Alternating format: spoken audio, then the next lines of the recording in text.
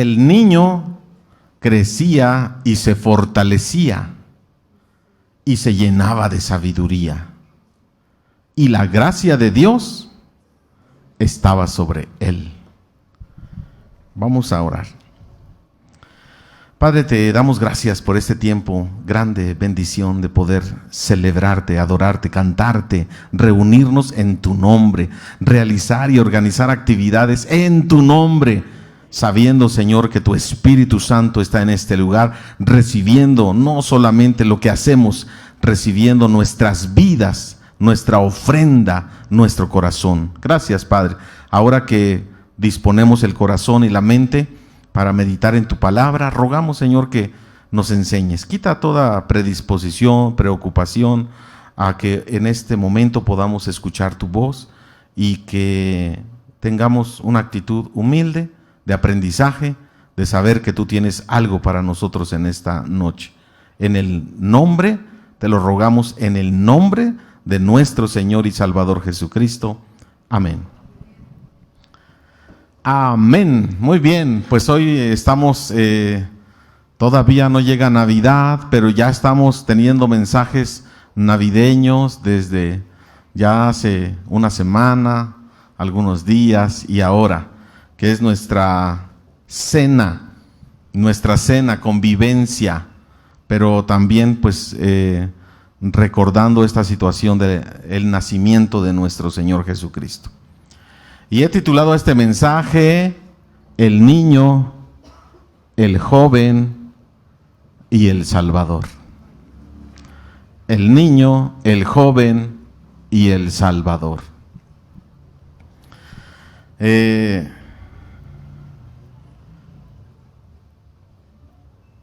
Hablando precisamente del contexto de este pasaje de Lucas, hace 8 días tuvimos una presentación.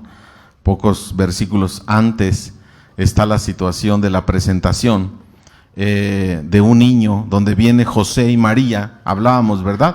Hablábamos de la familia que viene a cumplir los mandamientos de Dios, a cumplir, pero viene en el tiempo correcto, viene sin tardanza, en obediencia a lo que Dios hace en su vida, y entonces nosotros respondemos. Lo que Dios hace en nuestra vida, iglesia, hermanos, amigos, lo que Dios hace en nuestra vida se refleja en la manera como nosotros le servimos, le adoramos, le buscamos.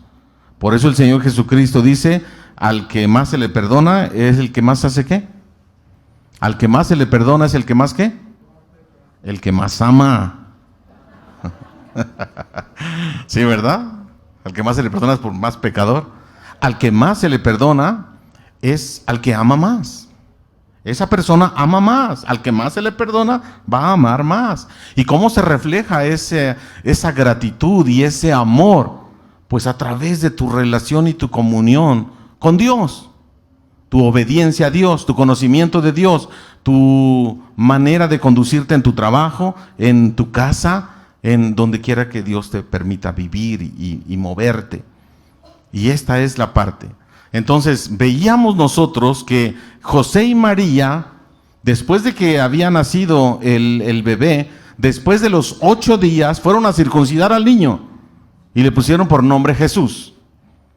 Y luego, después de 40 días que había pasado, que establecía la ley en cuanto a la purificación de María, dice que vinieron a ofrecer sacrificios. Y como era una familia sencilla, no rica, pobre, entonces no podían, fíjate, José y María no podían comprar un corderito para llevar conforme lo decía la ley. Y a los que no podían comprar ni siquiera un corderito, ¿qué tenían que llevar? 2 palominos, 2 pichones de paloma, ¿sí? Y los ofrecieron a Dios conforme a la ley, y eso está muy repetido, lo que hacía José y María. Y luego continúa la historia de el niño que venía y que estaba sujeto a sus padres y que obedecía a sus padres y que crecía y que se llenaba de conocimiento y demás. Bueno, tenemos ahí la historia y este es el contexto en el cual en el cual Lucas nos presenta aquí a un niño, nos presenta a un joven y nos presenta a un Salvador. Primeramente, el niño. Dice el niño. Esto habla de la humanidad de Jesucristo. Habla de esta realidad histórica en la cual, y este personaje en el cual tú y yo creemos. Tú y yo no creemos en un mito, no creemos en una fábula, no creemos en una situación de alguien que se le ocurrió esta historia. Estamos hablando de un Jesús histórico, del Jesús humano, del Jesús que vivió en el primer siglo, que nació a través de una mujer, por obra del Espíritu Santo, y que creció en esta zona del Medio Oriente, en este país de Israel, y en esta ciudad, se movía en la ciudad de Jerusalén, nació en Belén. Luego tuvieron que ir a Egipto, regresaron, etcétera. Pero esa es la zona donde se movía nuestro Señor Jesucristo, un personaje histórico. Y cuando Lucas precisamente habla de que el niño, fíjate lo que dice el versículo 40, el niño crecía y se fortalecía. No está hablando de un mito, no está hablando de una fábula, no está hablando de algo que alguien se inventó por ahí. El historiador Lucas está presentando realmente los hechos de cómo aconteció y que hubo un personaje llamado Jesucristo que fue un niño. Un personaje llamado Jesucristo que murió, creció, murió por nuestros pecados, resucitó al tercer día y ahora lo conocemos como el Dios encarnado, el Hijo de Dios, Dios mismo, el creador del universo en Jesucristo. Pero nos está presentando algo muy sencillo. Y el niño crecía y se fortalecía. Iglesia cristiana, iglesia de Unifam, nosotros los cristianos no creemos en un mito, no creemos en una historia irreal. Puedes ir fuera de la Biblia e investigar si existió un personaje llamado Jesucristo en el primer siglo. Busca a los grandes historiadores, busca libros extrabíblicos y pregunta, investiga, y vas a ver que va a existir un personaje llamado Jesús, que fue un niño, que su padre fue María, que su madre fue María, que su padre fue José, que creció y estaba sujeto a ellos. Y este niño que creció y se fortalecía, dice la palabra de Dios que conforme la tradición lo mostraba, aprendió un oficio. ¿Cuál era el oficio de Jesús? Carpintero. Por eso también se le conoce como Jesús el carpintero de Nazaret. Y nosotros entonces estamos analizando que en la palabra de Dios tenemos reflejado, desarrollado y presentado a un personaje histórico, un niño que nació. Y ese niño que nació, ¿se acuerdan que hablábamos de esta gran contradicción? Una familia pobre, una familia que no podía dar un buen regalo, presentó a un bebé. Pero el bebé era el regalo más grande que pudo tener la humanidad. Y este bebé nos da regalos a todos, el regalo más grande que tú y yo pudiéramos experimentar. Esta familia y este bebé que no pueden ofrecer un sacrificio a Dios de dinero, nos dan a nosotros algo más valioso que el dinero, que es la salvación. Así es de que tenemos ahora a este pequeño niño, el niño de Nazaret, el niño, pero no se queda ahí. Este niño crece, hasta se les pierde a sus papás y lo andan buscando ¿por cuántos días? 3 días, no encuentran al chamaco, ya es un adolescente. ¿Cuántos años tenía? 12 años, no lo encontraban. ¿Y dónde lo fueron a encontrar? ¿Y qué estaba haciendo? Compartiendo, discutiendo, dice alguna versión, los asuntos de teología, la interpretación de la Torá, de la ley. La interpretación de lo que ahora nosotros conocemos como el Antiguo Testamento. Y ahí estaba un niño de 12 años. ¿Cómo se imaginan a Jesús? Delgado, creciendo, adolescente. ¿Cómo estaba ahí? ¿Cómo se imaginan a este Jesús? Se le perdió a sus padres por 3 días y lo encontraron en el templo. Cuando lo encuentran les dicen, oye, estábamos preocupados por ti. ¿Por qué te nos perdiste? Nos tienes en angustia. Y el niño les responde, el adolescente les responde, ¿que no saben ustedes que en las cosas de mi padre es necesario que yo esté? ¿No? ¿Sí o no? Entonces, ¿qué hay ahí? ¿Está atrás de mí?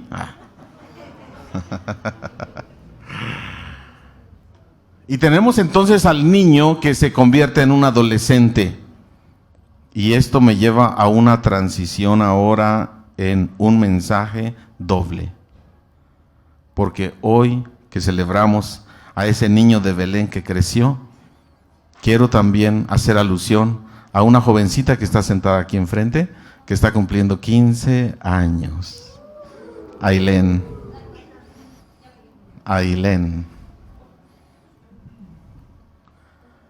Así como Jesús, así como Ailén era una niña, está creciendo y ahora cumple 15 años. Y este Jesús humano, el Jesús adolescente, el Jesús joven, se va convirtiendo en el segundo punto, un joven. Pero fíjense las características de lo que dice aquí Lucas. Crecía y se fortalecía. Y luego la siguiente frase, ¿cuál es? Sabiduría. Se llenaba de sabiduría. Un joven tiene que estar lleno de sabiduría. Ailén. Tiene que estar lleno de sabiduría. ¿Qué significa sabiduría? ¿Qué es la sabiduría? Podemos ser muy inteligentes, poco sabios. Podemos retener mucha información, pero no saberla utilizar. Y cometemos muchos errores en las decisiones, en las relaciones interpersonales, porque no tenemos sabiduría. Pero la palabra de Dios dice que Jesús no solamente crecía físicamente y se fortalecía, sino que también se llenaba de sabiduría. ¿Qué significa esto? Temor de Dios. ¿Qué dice Proverbios 1:7? Que es el que nos va a decir qué es la sabiduría. El principio de la sabiduría, ¿cuál es? El temor de Dios. El temor de Dios. Muchos creyendo ser sabios, dice el apóstol Pablo, Romanos capítulo 1, se hicieron necios. Muchos creyendo que tienen la respuesta para todo, se hicieron necios. Porque el principio de la sabiduría es el temor de Dios. Conocimiento de Dios, obediencia a Dios, sometimiento a Dios. Esto es la sabiduría que todo joven, ahora estoy hablando de joven porque estamos en el área de la juventud de Jesús y estamos hablando de Ailén también, de su juventud, y le estamos invitando a que seamos sabios, que nos llenemos de sabiduría. ¿Qué significa eso? Conozcamos de Dios, conozcamos sus mandamientos, sometámonos a la voluntad de Dios, y esto es sabiduría. ¿Quieres ser una mujer sabia, un hombre sabio, un joven sabio? Conozca a Dios y cumpla sus mandamientos. No es complicado, no es difícil, porque la sabiduría, Dios mismo nos va a dar la fuerza, la gracia para poder hacer lo que Él nos está mandando hacer. Sabiduría.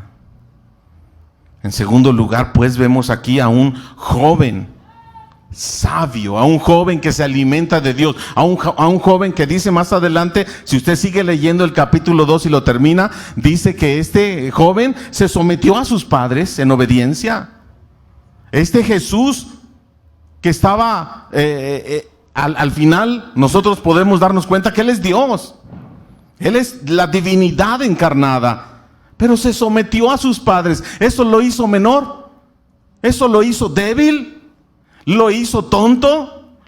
Muchos creen que por someterse a la autoridad somos débiles, pero no es así, somos fuertes, porque estamos en el centro de la voluntad de nuestro Dios. Sabiduría, dice la palabra, y se llenaba de sabiduría. ¿Quién? El niño de 12 años, el adolescente, el joven, el niño de 12 años. El joven. Ailén, que en tu vida sea llena de sabiduría, porque conoces a Dios. Y el sometimiento a Dios tiene que ser voluntario, por amor. ¿Cómo se demuestra entonces que uno ama a Dios? Por eso el Señor Jesucristo dijo, el primero y más grande de todo es amar a Dios.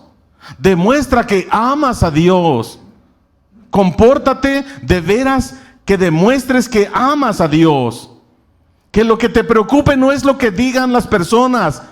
Que lo que te preocupe no es la imagen que puedas tener ante tus amigos. Que lo que te preocupe es lo que diga Dios de ti, porque amas a Dios.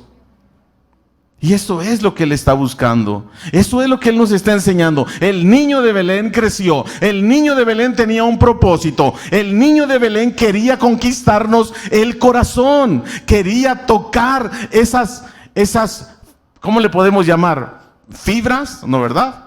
¿Fibras? ¿Del corazón o cómo le podemos llamar? ¿Emociones?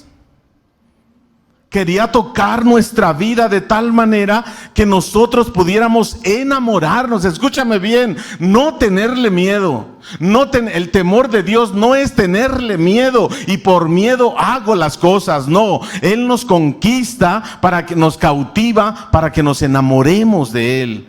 Le sigamos porque entendemos que Él es el camino correcto, que Él es la vida que yo anhelo vivir y que Él es perfectamente lo que yo estoy buscando, la verdad. Y esto es lo que necesitamos hacer. Pero ya vimos que Él no se quedó siendo niño, tampoco se quedó siendo un joven. Ailén, vas a crecer y comienzas una nueva etapa. Una nueva etapa muy bonita, una nueva etapa en la vida, donde cumpliremos los propósitos por los cuales Dios nos ha creado. Dios nos ha llamado y Dios nos ha conocido. Dice la tercera parte de este versículo, y la gracia de Dios, ¿qué dice? Estaba con él. La gracia de Dios estaba con él. Si no tenemos el respaldo de nuestro Dios, si Dios no va con nosotros, por eso, ¿qué crees que Moisés, cuando le dijeron, avánzale, avánzale en el desierto? Le dijo Dios, avánzale con estos 2 millones de desobedientes y rebeldes, quejumbrosos. Y Moisés se detuvo y le dijo a Dios, ¿qué le dijo?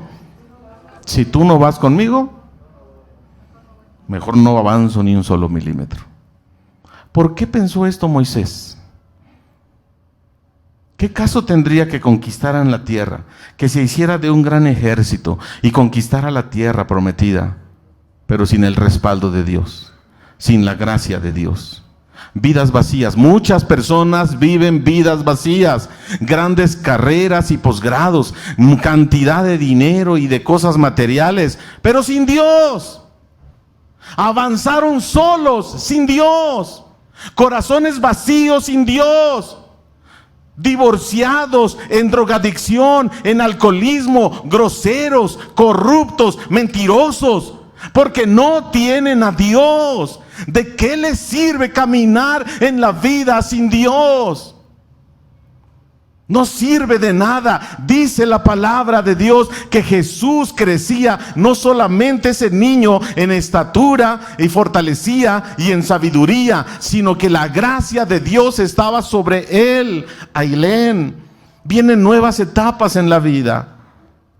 Asegúrate que Dios te respalde y que la gracia de Dios te acompañe todos los días de tu vida.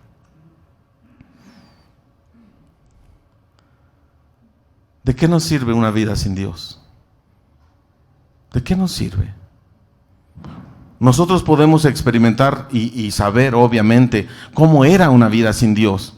Una vida vacía, una vida sin propósito, una vida sin sentido. Andábamos de aquí para allá, no encontrábamos la paz, no había llenadera, trabajando, pero siempre con deudas, con conflictos matrimoniales, conflicto familiar, enfermos y demás cosas.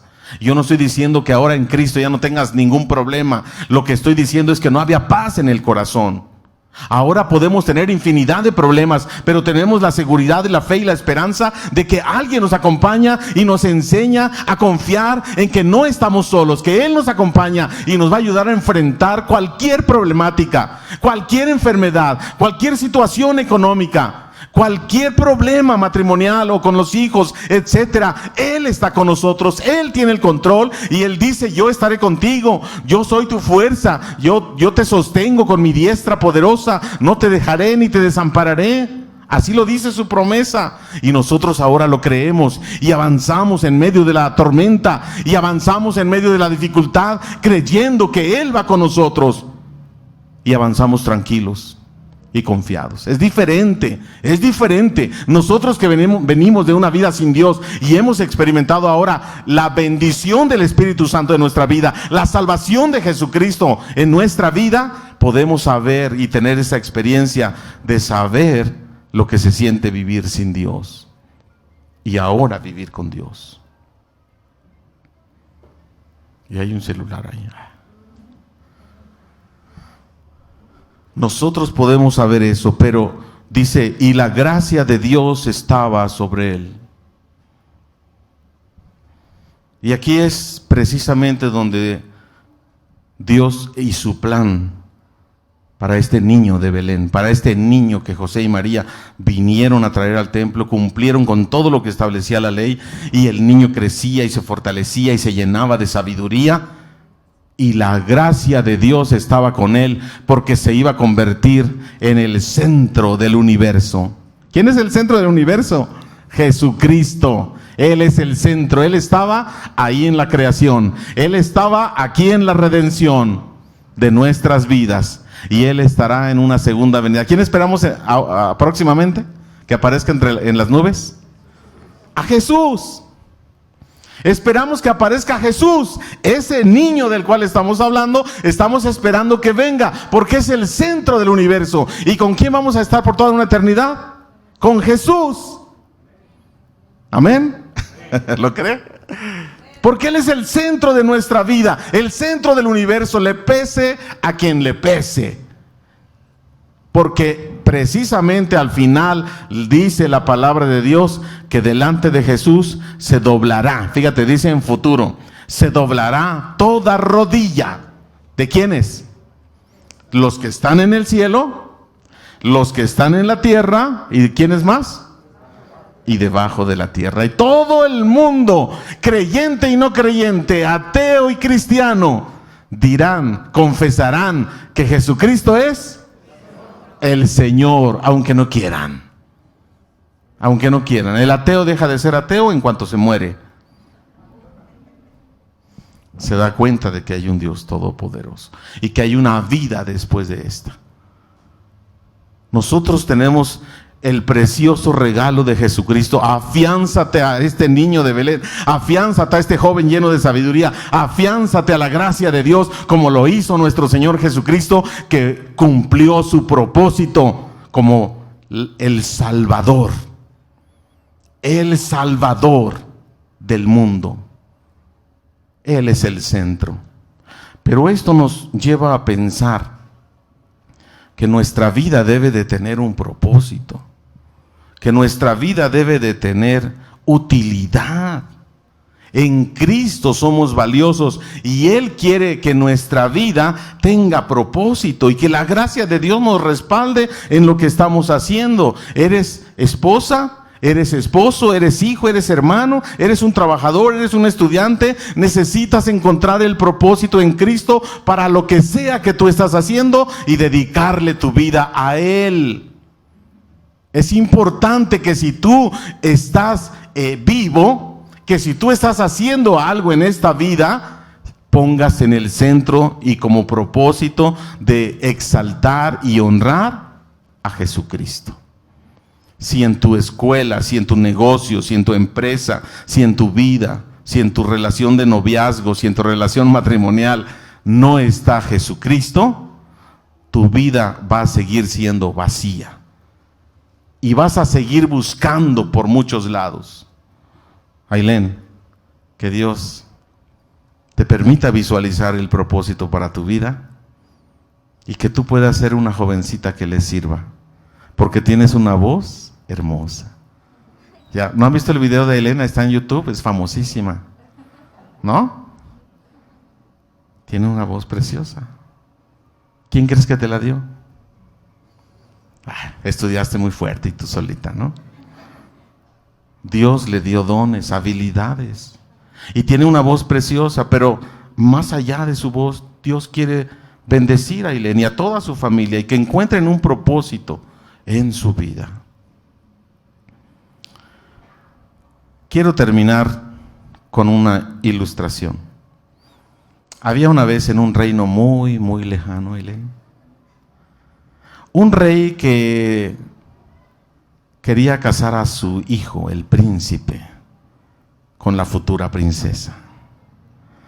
Así es de que convocó a todas las princesas, bueno, no todas las princesas, a las mujeres casaderas del reino, y les entregó una pequeña semilla a cada una, las que eran casaderas, y les dijo: en 6 meses quiero que regresen aquí.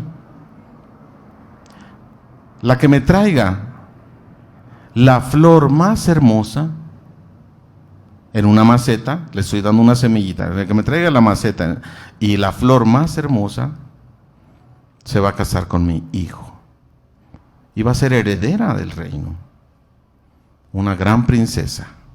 Así es de que se fueron, recibieron su semillita y se fueron. Entre ellas había una jovencita que sembró su semilla, le puso tierrita, le puso una maceta, etcétera, y la regaba y nunca creció nada. No creció nada. Y veía cómo las otras mujeres del reino les crecía una flor preciosa. Ya se iban a cumplir los 6 meses y traían sus flores coloridas, olorosas, preciosas, grandes, frescas. Pero a ella no le creció la semilla que le dio el rey. Cuando el rey convocó después de los 6 meses y dijo: es el tiempo porque voy a escoger a la mujer que ha de ser la esposa de mi hijo, la princesa. Le dice la abuelita de esta niña: ve, no quería ir. ¿Cómo voy a ir? ¿Cómo voy a ir si no creció nada en la maceta? Tú ve, preséntate, no pasa nada. Ahí va la niña, todas las demás caminando a su lado se reían porque llevaba una maceta vacía, sin flor, pura tierra. Y se burlaban de ella, pero bueno, a ella no le importó y siguió avanzando, mientras todas las demás traían flores amarillas, rojas, azules, color de rosa, etc. El rey, suenan las trompetas, se presenta el rey y dice: hoy voy a escoger, y avanza entre las jovencitas que tenían su maceta con las flores preciosas y se pone enfrente de la que no le creció nada. Y dice el rey: con ella. Todo el mundo sorprendido, ¿pero por qué? ¿Por qué con ella? El rey explica: todas las semillas que les entregué eran infértiles, no podía crecer nada. Pero muchos quieren engañar, muchos quieren tener apariencias de algo que realmente no son. Quieren tener una imagen ante la sociedad a través de una mentira. No les creció nada, y como no les creció nada, trataron de ayudar y ponerle otra semilla de una flor hermosa. Pero lo que el rey quería calificar era valentía. En medio de la burla se mantuvo porque las personas van a hablar y criticar continuamente nuestras vidas. Pero mantente en la verdad. Lo que el rey quería calificar era que las personas fueran honestas, que la mujer fuera honesta, la que se casara con el príncipe, con el hijo del rey, tenía que ser una mujer honesta, que hablara con la verdad, una mujer valiente, que no le tuviera miedo al que dirán. Y esto es lo que a veces muchos de nosotros somos. Levantamos vidas falsas, levantamos vidas que no realmente son lo que hay en nuestro corazón. Andamos con mentira, con deshonestidad, con corrupción. Y eso no es lo que quiere Dios. Dios quiere que nos conduzcamos de una manera honesta, valiente. En medio de las burlas, en medio de tantas cosas que hay en este mundo, que nos duelen, sí es cierto, nos duelen. Pero mantengámonos en la verdad, porque a donde queremos quedar bien es con Dios. Ailén, habla siempre con la verdad. Sé una muchachita honesta. No importa si alrededor se te cae el mundo, pero tus padres, tus hermanos, tus abuelitos y tu familia que te quiere y tus amigos que te queremos, vamos a valorar cuando tú hables con la verdad y seas una jovencita valiente y honesta. Así es de que hoy, pues, presentamos esta doble mensaje: el niño, el joven y el Salvador, en medio de unos 15 años, de una celebración de 15 años. Cierre sus ojos. Incline su cabeza, por favor. Nuestro buen Dios, queremos en esta noche celebrarte a ti por haber nacido para nosotros, por ser ese niño precioso que José y María enseñaron, educaron, fortalecieron, pero que se convirtió en un joven, Yo te ruego, Padre, que bendigas a cada uno de los que hoy estamos aquí, llenándonos de tu sabiduría, como lo hiciste con Jesús cuando era joven. Que bendigas a Ailén, Padre, y a su familia, que hoy ella cumple 15 años. Y sabemos que tú le permites tener un propósito en su vida. Enséñanos a nosotros a ser temerosos, porque el principio de la sabiduría es conocerte, obedecerte, seguirte y honrarte a ti.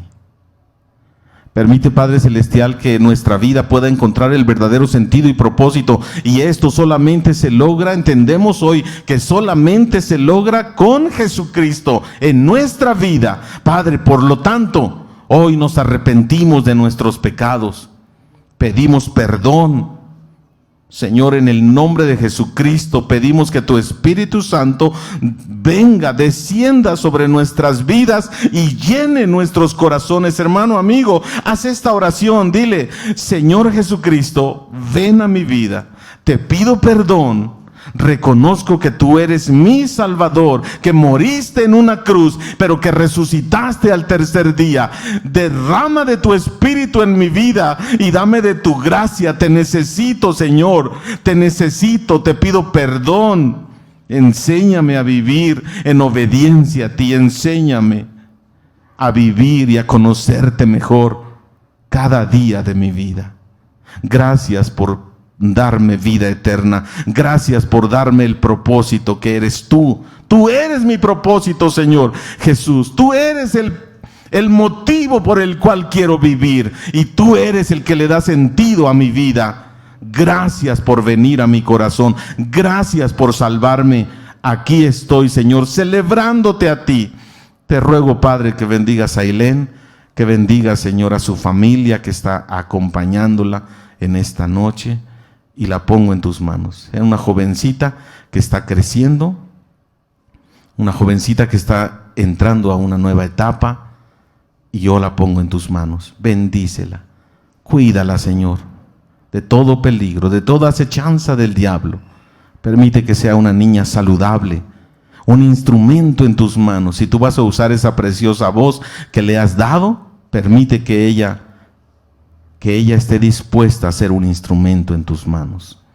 Tómala en tus manos, Señor, en esta hora, a ella, a su familia y a toda la congregación que hoy nos hemos dado cita en este lugar. Nos ponemos en tus manos y te agradecemos tu presencia en el nombre de nuestro Señor y Salvador.